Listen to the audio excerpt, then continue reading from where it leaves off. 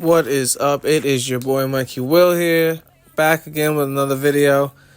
This is part 2 of the electric tow rope build. It's 72 volt, if you guys don't know, 72 volt motor. I'm actually trying to weld up some stands on the bottom of this thing because it's impossible to work on.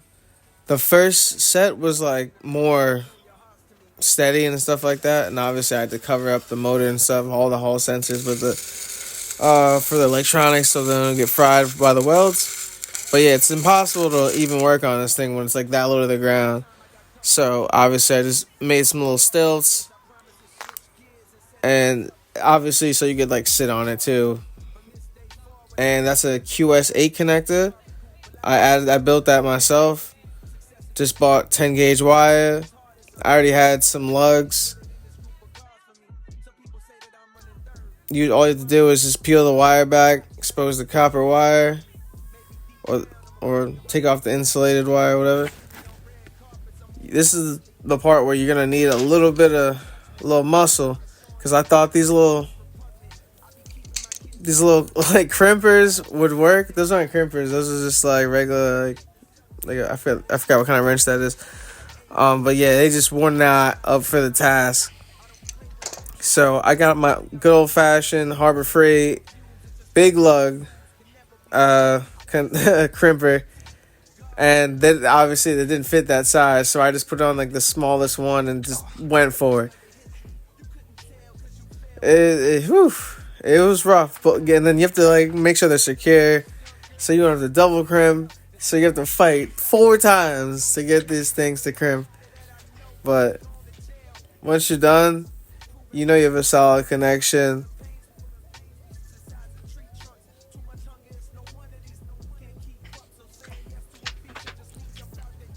It took a minute, but we're done now.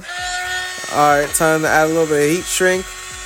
Just in case these things ever do somehow end up touching each other. You don't want them to arc weld themselves, and then obviously the inevitable cause a fire.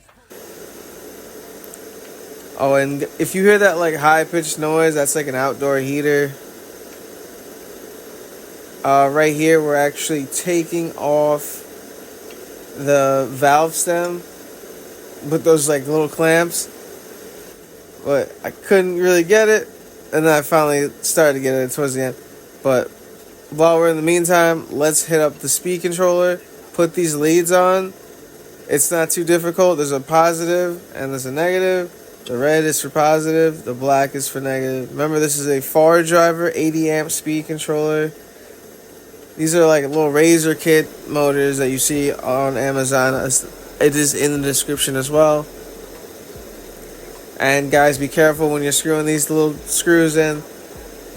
The leads will fly, like fling them across the room, and those things will go flying, and you'll lose it. I lost one, trust me. It sucked. I couldn't find it. I ended up finding another screw that fit. And guys, please be patient when you're putting these speed controllers on. It is so hard to get like a good snug fit, because you have to like mess with all the phase wires, and the the lead wires. And then for the rest of it, it's pretty much plug and play. You just plug in the throttle, and you have to make sure you put in that little orange wire to the key switch. To the positive lead. That's for the key switch. Let's grab this 72 volt Suron battery out of my Suron, and let's plug it in. And let's see what we got going on here. After all the hard work, after all the struggle, let's see what we got going on. Hopefully, like, it doesn't fry up first plug-in, you know? I checked the wire temp, so I knew it wasn't frying, because that's the key indicator right there, that the wires are frying. Yeah. 73 volts. Let's give this thing a little bit of juice. Oh. Yeah. This could work. This will work. But definitely gonna need a lot of testing. It's cool to see how like fast it stops without the tire on it.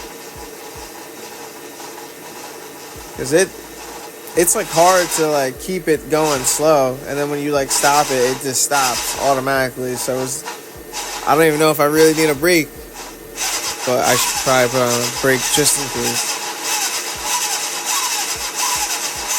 Listen to that vacuum roar. In all honesty, this is so cool though. Like, I would have never imagined that I'm building this. I always see videos and stuff, but like, I didn't want to deal with maintenance of a gas motor over the time and stuff. But this is so much easier. And like, it came out really good.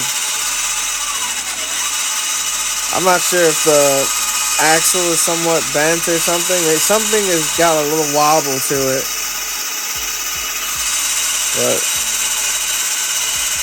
that's about like 50-60% throttle. But that's with no one on it. And I had to grind out the valve stem because it gave me upset I couldn't get it out. Alright, so I got some tree line. It's like notched. I'll link it in the description. It is pretty good stuff. It's very strong, very strong. It said it had 560 pound weight limit.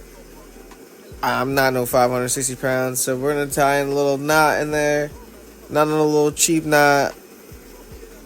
I had to go on YouTube and search up how to do this knot. But when you pulled on that thing, it was good. But after like 45 minutes of winding this thing up, because the motor's too strong, and all you gotta do is put a little bit of tape over it so it doesn't unwind on you. Just trust me, you do not want that thing to unwind on you. And I realized once you flip this over, everything was meant, because you can put the seat on it. You can use the top pieces for the handlebars so you can sit in there. Because when I first started the motor, it was going the opposite way that I thought it was going to go. And I was like, wait, this is perfect. Flip this thing over. You get way more height with the spool and everything. Get rid of those stupid little legs. And then now look at it. It's getting zip tied up to be chilling. But we're still waiting on a couple parts to get this thing going. I still need something to tension like a winch roller to tension the rope. And I got like a wakeboard ski rope or whatever. But right now we're actually wiring up the 3-speed switch, and instead of going out and buying a connector, the switch was like $8 on Amazon, which is dope. I actually took the connector that they gave, but you have to like cut the wire, obviously, so you have to get those off. It's like the jumper wire, and you have to like resolder them all back in, but you have to repin the other one that it already comes with it, and then you just solder them all in. And then from there, like, you're golden. But I really can't tell because everything just takes off so fast with no wheel on it. Everything just moves so quick, so it's kind of hard to tell. You could tell one's a little bit slower, but I don't know. Maybe the power curve is a little too crazy. Maybe I have to tune the control a little bit more.